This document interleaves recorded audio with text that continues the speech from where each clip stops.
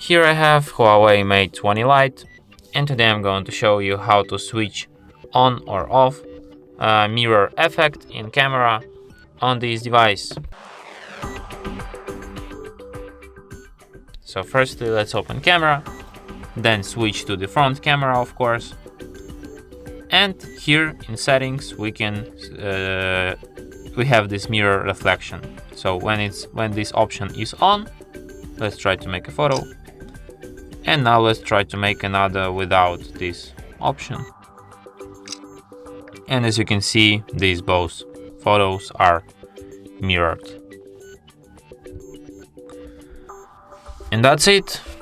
Thanks for watching. If you find this tutorial useful, don't forget to hit that like button and subscribe to our channel.